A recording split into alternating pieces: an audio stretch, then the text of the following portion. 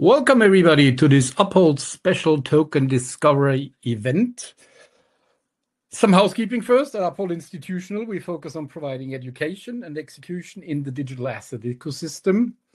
We have built over the last 2 years an institutional grade OTC trading platform with a unique trading engine that is actually connected to over 30 different venues so that our clients can source liquidity across 300 digital assets, whatever that means. I'm not a trader. It's very complicated, but apparently it's the best there is. For more information on Uphold Ascent, please visit the website, and you can email institutional@uphold.com. At the end of this webinar, we'll send you a little form, which you please fill in properly with the right answer, saying that everything was awesome so I can get my paycheck at the end of the month. Thank you, everyone. Today, we have, for the second time, the marvelous, the brainy, the superstar of blockchains, Yonatan Sompolinsky. Welcome again to Uphold, Yonatan. My pleasure, my honor. We spoke last over a year ago at the very beginning of this journey. After the first time we were in contact was 1.5 years ago. But when we spoke in April last year, I think you opened my and you opened the world's eyes to some basic problems in Bitcoin, and they have echoed. I write about them in my newsletter, my clients talk about them, and certainly Crypto X, the platform formerly known as Twitter, is full of people loving Kaspa. There are 3 apparel makers who make Kaspa gear. One of them is actually my neighborhood. And I went to Bohemia. I went to České Budějovice to get a haircut, which comes with a foot massage there. And on the flea market, somebody sold me a Kaspa sticker for my phone. And that is absolutely in the middle of nowhere.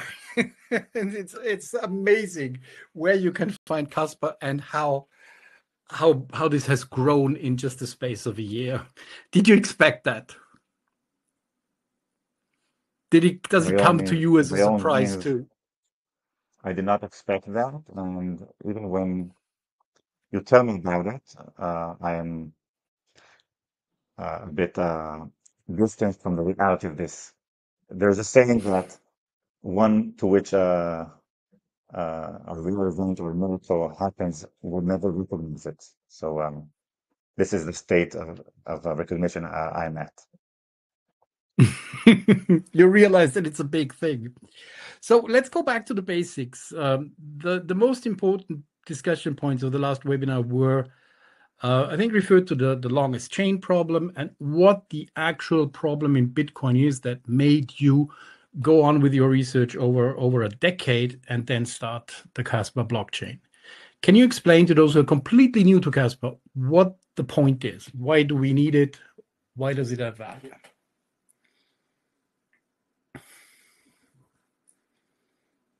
So it's interesting you're starting with Bitcoin because the ecosystem has advanced and new problems with sequencing have arisen. But if we're going back to the beginning, to the genesis of this whole venture, then in consensus protocols, every consensus protocol is characterized by the level of tolerance or flexibility that it has towards how it reacts to the internet latency, to the network latency. And Bitcoin protocol excuse me, to explain this, we are forgetting sometimes that blockchain run on the internet, right? And the internet has a latency problem. That is what is meant by network latency. So the latency is maybe a fact. That's the fact of any distributed system. And the behavior of the system with respect to this latency dictates a lot. I know it might sound nuanced and very, very technical, but in fact, if you think this through, then the entire double spend problem stems from latency. The entire need to run consensus in the first place stems from asynchrony, from the fact that two events can happen at different places in the world where the two respective servers or many recipients are not aware of the other events. So it's a basic fact. It's like it's the bedroom of consensus is how do we deal with asynchrony? How do we reconcile two events, two conflicting events that happen in different factions of the network? And this is characteristic of every consensus protocol, and the properties of a consensus protocol are good or bad depending on how it reacts or corresponds to network latency. And the Beacon protocol was a very, of course, was very novel and very successful. At the same time, it solved it in a very fluid manner by dictating that transactions or blocks of transactions be sent only once in 10 minutes or once in a very long time in internet terms, so that there are practically no conflicts. This was understood by everyone back then, and so everyone accepted Bitcoin's small, long block interval, and and around maybe 2013, 2014, my advisor and myself have embarked on a journey to design proof of work protocols that do not suffer from this problem. More maybe articulate it in a more general manner, that design proof of work protocols that can tolerate arbitrarily large internet latencies. This was the journey. It started with Yonatan, sorry, protocols. your microphone keeps cutting in and out a little bit.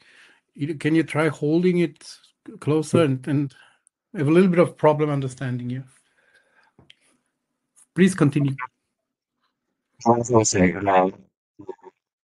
when it That's began worse. with it's worse. That's Okay. worse.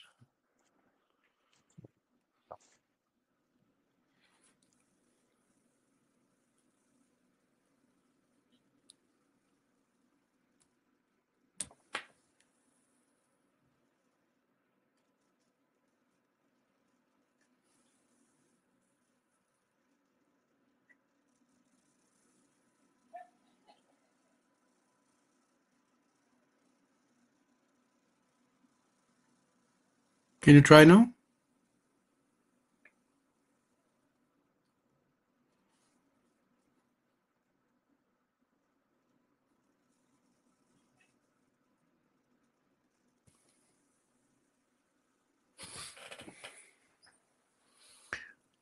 Sorry for this, guys, but if we don't understand Yonatan, the webinar is quite pointless.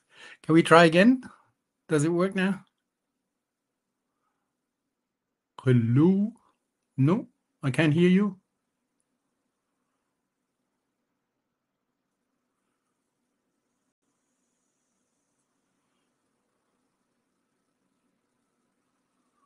No. You want to leave the room and come back in, maybe? I hope it's not a problem with Webinar Jam. Oh, technology. It's a good thing we're not working for a technology company. Is it better now, Doc? This is better now. Let's go on. Where were we? You were explaining If it won't about work, latency. I will go to my phone. If it won't work, okay? Oh, no, it works now. I can hear you clearly now. Okay. So as I mentioned,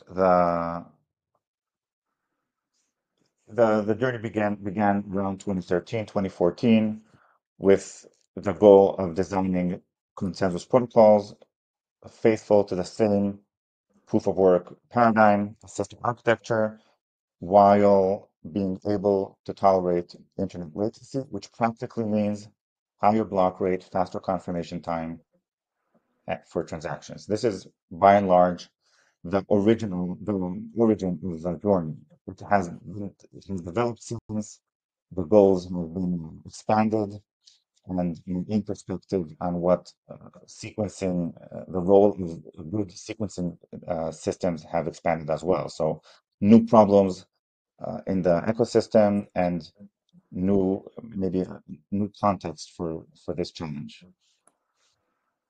So the main motivation was because Bitcoin doesn't consider latency or has a very crude way of overcoming the latency problem, and that's why we have Kaspa. Kaspa was at first, when we first talked, was running at 1 block per second. A lot has happened in the last year. We are talking about 10 blocks, 100 blocks per second. We have the rewrite to Rust. Let's review the year since April last year when we first talked. What has happened to Kaspa? Where are we now, 1 year later? So 1 year later, the Rust uh, project is very mature. The the code base is running on mainnet on most nodes, um, Mhm.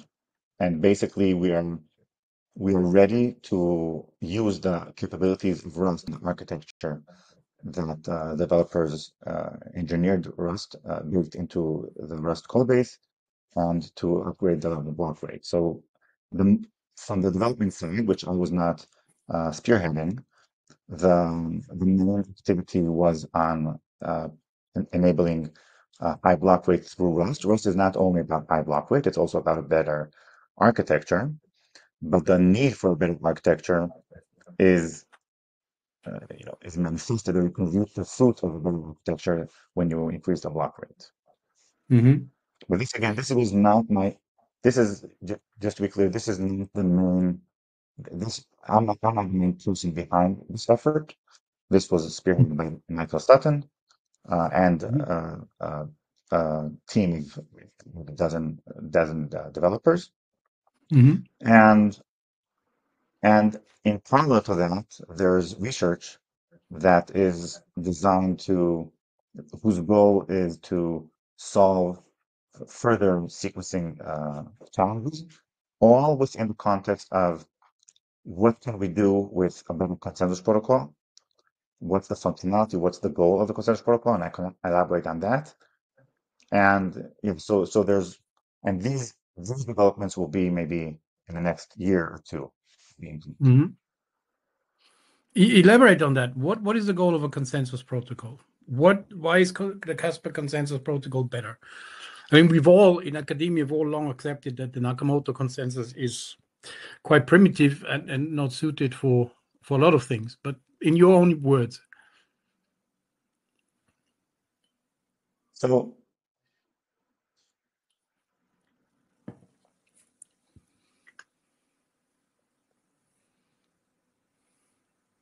at first, it's still when speaking about the speed from the UX perspective and from the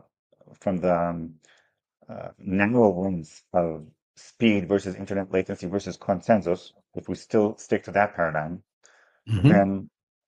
then the original Passport protocol, Phantom Ghostwire, is able to tolerate an arbitrarily high throughput with a fixed one. So you need to decide in advance when you launch the currency Mhm. what the maximum latency is, and then you run with this fixed parameter. So the way this works, and this is not again, this is not very unique to Casper in the sense that this process, any group of developers which launches a single system, a single engine, must decide on launch level what the hard-coded the latency parameter will be. This dynamic is spread across all consensus protocols. So Mhm. the original consensus protocol was required adherence to the proof of work paradigm and gaining all the benefits of 51% security, decentralized proof of work, anonymous creation of blocks, etc., we were able through the protocol to say, okay, let's to tolerate any proof of work protocol, any throughput. Okay, so Mhm. um, this was the original invention of. I see people complaining of this. Maybe I will try to um, move to the phone to let me know if it's better.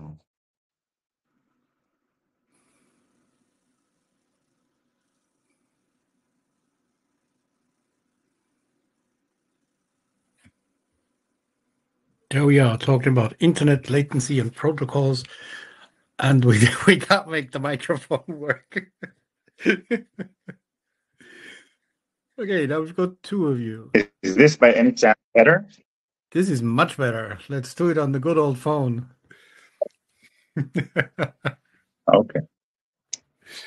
I found that out myself. I'm paying for internet bandwidth for my router, and my 5G is 10 times faster than anything I can get over my Wi-Fi. It's insane. Well, this was All all in order to prove to you that the internet still cannot be relied on, and that's why we need Kaspa.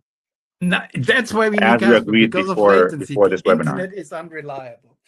It is, by the way, it is the reason why we see this concentration of Bitcoin miners, right? It makes economic sense to be concentrated in a space with low latency. A miner on the island of Vanuatu wouldn't stand a chance.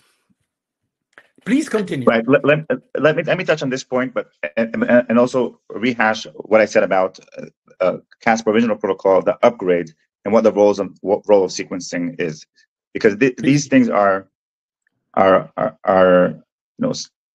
of them are overlooked, part of them are forgotten. So from the perspective of speed, you want the engine to be able to tolerate. We have no patience. We want ping pong. We want a user to send a transaction, get immediate confirmation. So in that sense, impatience is one of the core values of Kaspa.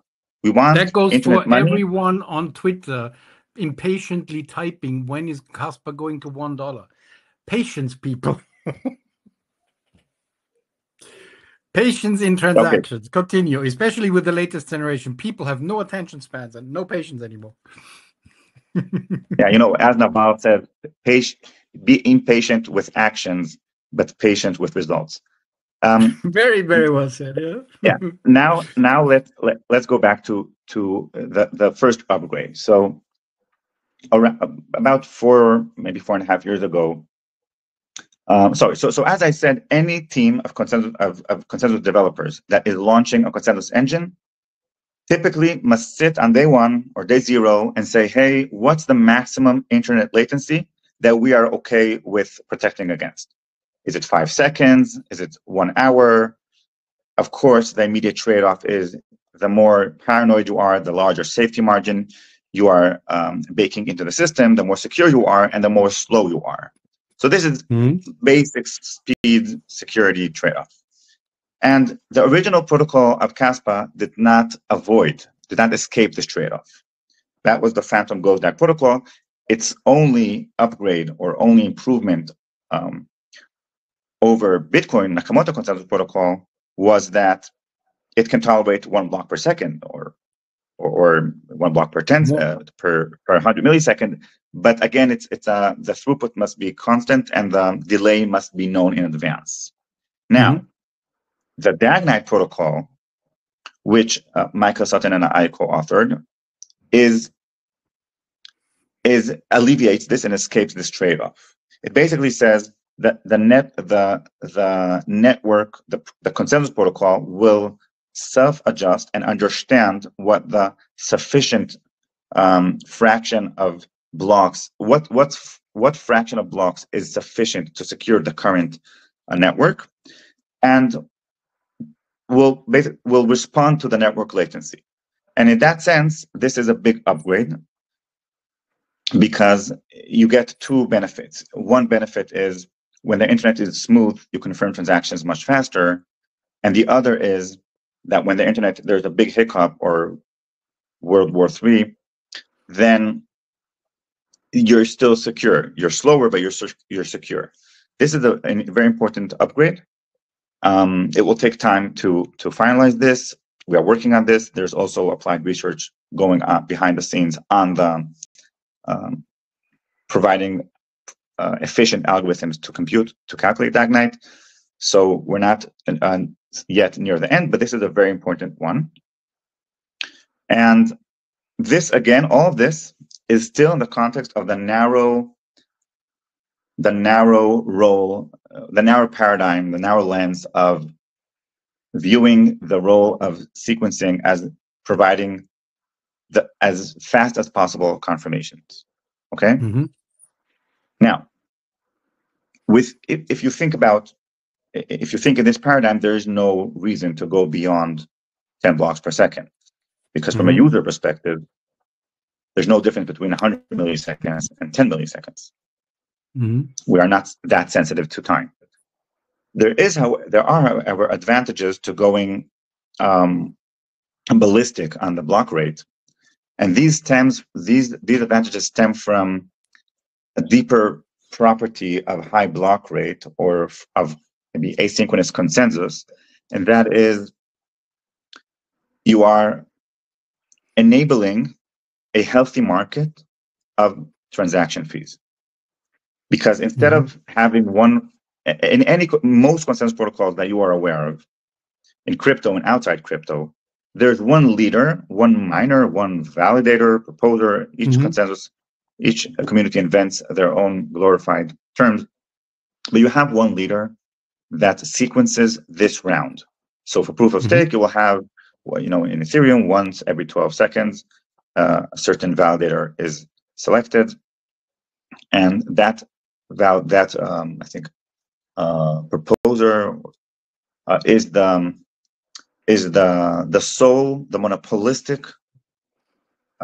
monopolistic entity that's controlling that round. Whether the round is 1 per second or 1 per 12 seconds, regardless of the time constants, the time scale, most consensus protocols operate in this manner. But the opposite would be leaderless consensus, right?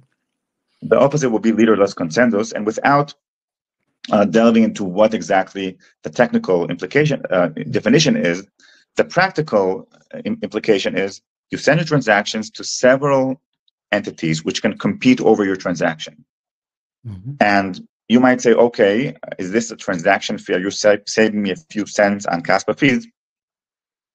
And the answer is, nowadays, the competition on transactions is the main thing, the main action in crypto. It's called MEV, and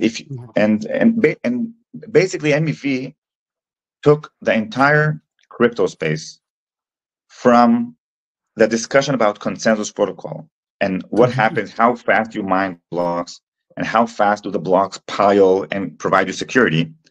It took all this and said, well, what happens between zero confirmation and first confirmation? So you see, I worked for many years.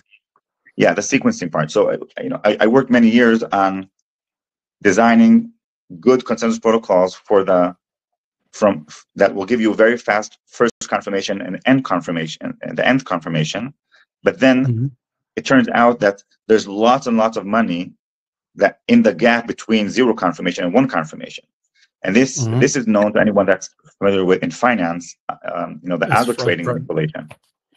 That's called in finance front running. That's what MEV is.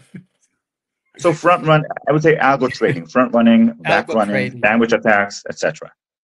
Which seems, and if you think about it, no, please go ahead. I don't want to interrupt. So I'm saying, if you think about algo trading, for instance, in Wall Street, then in Wall Street, you at least have the assurance, or the hopeful, the optimistic assurance, that the IT personnel of Wall Street are not tinkering with your transaction, are not sandwiching you, merely for the fear of law. Now, this is in crypto, the miners are anonymous. At least some miners are anonymous and under no jurisdiction, or at least no North American jurisdiction, and they can manipulate your transaction at will. Yeah. Now, so this is essentially a paradigm shift. If you look at computer science research in crypto, everything shifted from discussing one-to-end confirmations to discussing 0 to 1. What happens in this gap? And in that context, in this broader lens, you can realize that having many entities per round compete on mining the next block, and sequencing the next block, and sequencing a user transaction is very, very helpful. Because then Dr. Martin can say, hey, I don't know, I'm a liquidity provider. I don't know what the correct price is because there's asynchrony, and someone can front run me, can snap me, can spoof my transaction. I will let the miners compete and who give me the best price and the best kickback. So let's say my liquidity is very large, and I might get a kickback from miners of $1,000. In equilibrium, it will match the MEV. So this is very important. I remember when this came about. I was still with Ethereum in the foundation, and it was a bombshell, right? The realization of this was an absolute shock to people in Ethereum. So how does Kaspa? Oh, they were flabbergasted. That was a memorable session. So how does Kaspa come into that? What does Kaspa do with sequencing and MEV?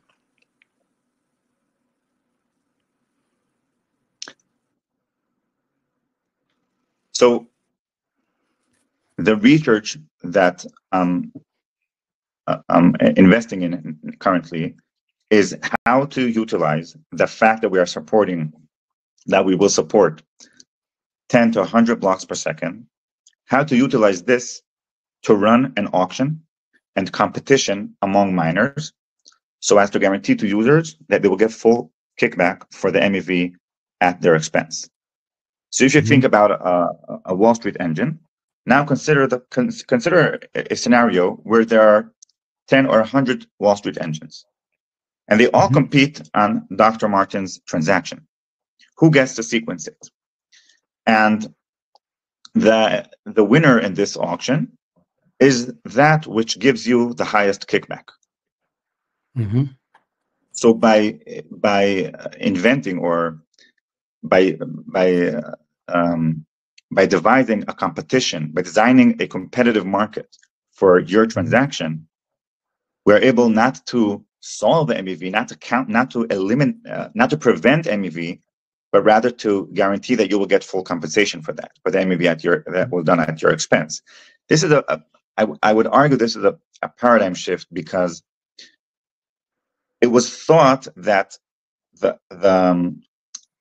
as I mentioned, it was thought that, okay, the entire MEV is done between the 0 and first confirmation, but still all the auctions that are proposed in the community today, all these mechanisms are still with one leader. One leader controls everything. There's a monopolistic sequencer in almost all systems that I'm aware of. Yeah. And you need this chaotic 10 to 100 competing entities to provide MEV protection. So this is another main thing that I'm working on. So it doesn't eliminate MEV, but it gives you the kickback from it, and the MEV bot isn't the winner. I'd like to move on to two other things. First of all, I've got 4 more questions here written down. I leave the outlook last. The question of the security budget, right? So we have, especially in Bitcoin, we have this never-ending discussion about Bitcoin not actually doing anything, and the security budget being exhausted because it only incentivizes miners. So the question is, how does the future of Kaspa in terms of continuously providing security look like? I'm assuming the answer has to do with making Kaspa actually useful, but I put the question to you. How does Kaspa remain sustainable and doesn't run into the same problems that we've seen with Bitcoin in terms of miner concentration, lack of uses, and the security budget? So miner concentration is mitigated through a high block rate. The high block rate means there's less of a push for you to join a mining pool. There are maybe other considerations for you to join a mining pool, but the lack of granularity of rewards is not one of them in Kaspa. So as a miner, you can, if you have 1% of the hash rate and we will be running on 100 blocks per second, you will be mining 1 block per second. This is the end goal, the dream, that it will be sufficient for an entity to own 1% of the hash rate in order to mine 1 block per second. And then I imagine a significant part of the miners will be service providers that will mine their users' transactions. So maybe a smart contract wallet, or other forms of wallets with specific users, a specific user base. Maybe Now, Uphold. yeah, no, maybe. Uphold No, maybe. Yeah, I know. But you'll need to compete. That's the thing. I mean, even if you bribe me, you'll still need to compete with 99 other entities. So I guess our friendship won't be that helpful for you. Okay, thanks for In terms letting of me know. usefulness, in terms of usefulness, it's definitely the case that we have to implement smart contracts. But this will not be done as an afterthought. There's a reason why we will do this in the next year, not in the past year. Yeah. And I'll explain what's how the timing here is very, very important. So in Ethereum implemented smart contracts in 2014. Now, since then, so to speak, originally it was a design of optimistic rollups. Pardon me, and then as zero knowledge technology became more and more efficient, more and more scalable, zero knowledge rollups came along, and they're basically they seem to be the main contender, not in terms of adoption, but in terms of technological sense. Now,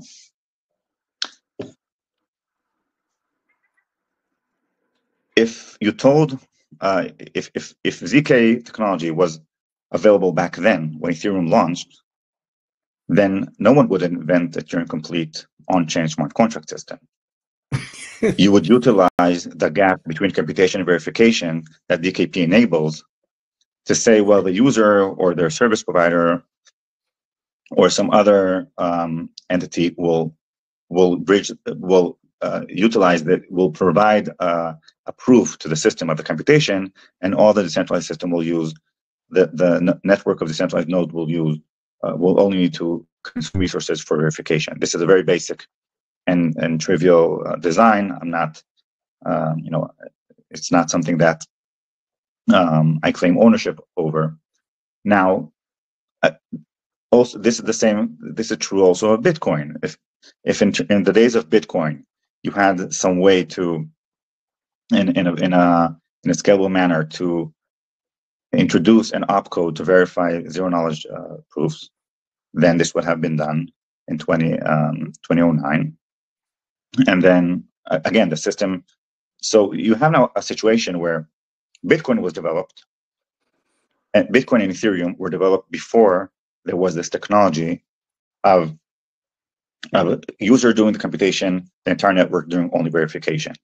And the way Satoshi approached it is, okay, there, implicitly at least, although if I recall, there were some discussion on this in blog posts, but the way Satoshi approached it is, okay, the scripting language of Bitcoin is verification focused, no computation, verification focused. Yeah. And the way Vitalik approached it is the scripting language of Ethereum is fully expressive, full computation. That's why we threw out in Bitcoin the opcat code, right? If the Professor Uchida's opcat would have been part of Bitcoin from the beginning, it would have had smart contracts from day one. But the focus not was fully natively, not fully natively. Even opcat would just make things easier, but not. You'll still need the bridge to Bitcoin wouldn't be trustless, even with opcat. Wouldn't be fully trustless. Now, with the spring of ZKVM tech today, all that Kaspa needs to do is add one, maybe 2 or 3 opcodes for several, ZKPs, like Stark this version, Snark this version, and then through a friendly clone, use the existing code base. So it's essential that you keep the same architecture as, I will say this maybe more bluntly. It's from a timing perspective and an architecture perspective, it's the first project that is designed like Bitcoin with an efficient technology out there for computation off-chain. Okay, in Ethereum, it's more like you design this entire computational stack. People invented rollups, and then gradually, the usage of the layer 1 is through rollups, but it's like an afterthought architecture.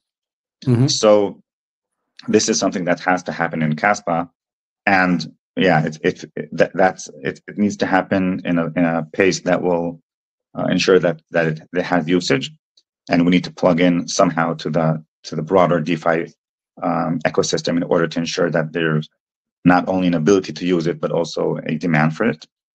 So there's a lot of work to reduce friction from a user-based adoption.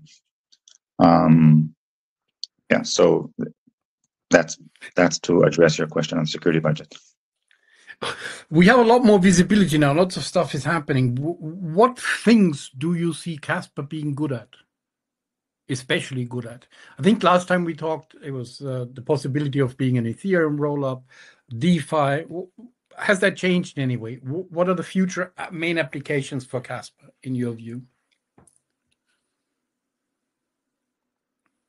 So DeFi is, in general, finance is currently the main application that is very sensitive to the ordering of transactions. Most other applications are not very sensitive to the ordering.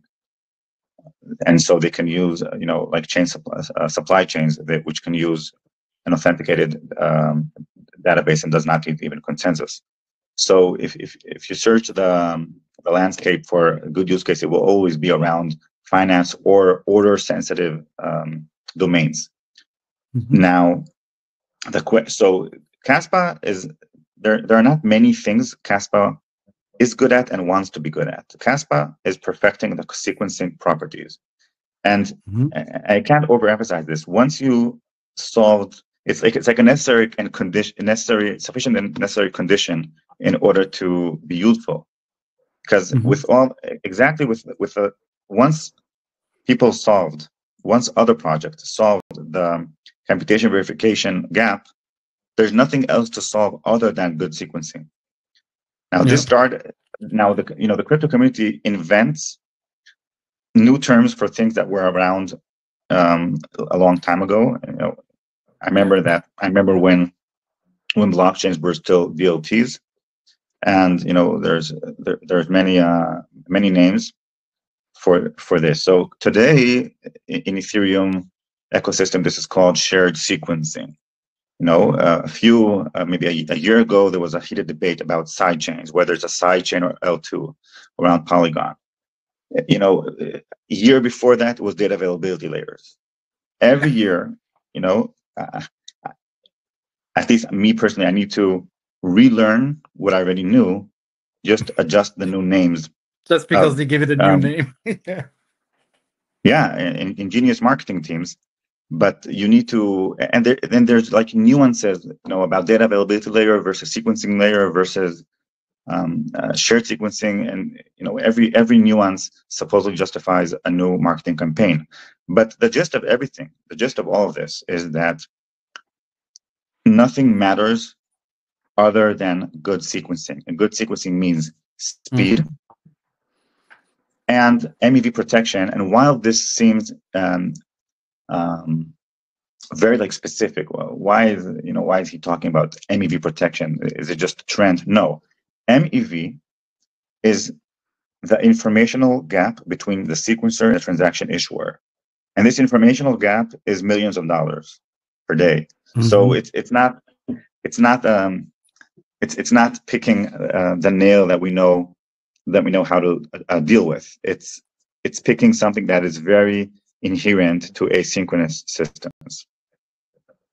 Okay, so that's where Kaspa. It does make the perfect DeFi engine and trading engine. This will be very interesting for our institutional clients. I want to put one last question because we're already on for 40 minutes. First of all, we're going to have apparently the KRC20 tokens. People are developing this sooner or later. But there is now a consensus in finance that we don't need a digital this, a digital that, dollar, euro. We're not going to transact in some crypto, but stable coins have become a key tool for finance. And governments and central banks have a much easier time using stablecoins than getting into crypto and running their own blockchains. I suppose we will see a stablecoin on Kaspa sooner or later. And with the properties of Kaspa, that would be an absolutely super versatile, fantastic stablecoin. I think you talked about that at a meetup in Israel.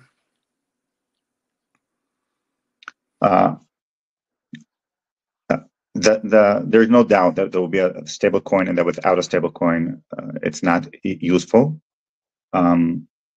You can't solve the bootstrap by just waiting for everyone to come and the money and the price to stabilize, and then will start being useful. Mm-hmm. With that said, I will highlight there is another research bootstrapping on this matter, and that is the problem. The main problem of stable coins is liquidation events. Mm-hmm. And the entire stable coin or the most of stable coins in DeFi are based on collateral or over collateralization of the loan or of the print of the stable coin, which makes totally sense. But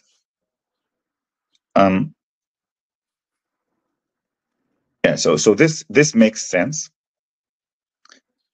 Yet it opens up two important questions that I will deliberately leave open for now, both for the sake of time and for the sake of teasing you and ensuring that you'll invite at least one of my co-authors for another webinar. And that is, so the two attack vectors, or the two fundamental ambiguities that it opens up are what entities report to the system the prices. So there's the Oracle problem. And when you think about the Oracle problem, the experience is like, okay, did we solve anything by doing a Turing complete blockchain? Because the finance here, the entire finance, is based on a stablecoin, whose security is based on 10 permission servers that are reporting to us the price. So it seems like the Turing complete system has solved everything until you realize that it requires an external set of permissioned oracles to report to you the security of the stability. This is a major one major flaw. And the other one is when the oracles correctly or incorrectly, spontaneously or maliciously report to you that some liquidation ought to take place. What's the ordering again? What's the sequencing? What's the ordering in which the collateral owners are liquidated? And even outside the lens of MEV, whether the miners can or cannot manipulate this liquidation event. Spoiler alert, they can. But even putting that aside, there's the conceptual challenge, which is more in financial, thinking about this financially, or in terms of mechanism design, I would say, which agent should be liquidated and in what ordering. This is another thing I'm working on. This is part of my postdoc research, and I hope to give you more details in our next meeting. Fantastic. I'm looking forward to the next meeting already. Austin will be reaching out to you with a next date. We can discuss stablecoins. If anybody wants to trade on Uphold, message institutional@uphold.com. I will be in New York 2 weeks from now. If anybody wants to talk to me, I will be at some event on a boat, on a warship. I have no idea why, but I'm flying to New York in 2 weeks and to speak about, amongst other things, sequencing and Kaspa and the world beyond Bitcoin and Ethereum. Thank you, everybody, for watching. Put your questions to our research@uphold.com email. We will do a cut of this webinar where we cut out the problems with the microphone and make it a bit shorter for public consumption. And there will also be a transcript, I think. Thank you so much, Yonatan. All the best. I hope this conflict thing in Israel is over soon. People are suffering. This is not good. Thank you for finding the time to join us here at Uphold, and I'm looking very much forward to our next meeting. Thanks a lot. I appreciate it. I apologize for the problems with the mic. No, I'm sure you're going to get 10 mics in the mail right now from Kaspa fans around the world. Fortunately, they do not know my mail address. Which is a good thing in your case. I assume you would be bombarded with stuff. Stay safe, stay happy, keep I appreciate building. it, Doc. Thanks a Thank lot. you, everyone. Goodbye. Yeah.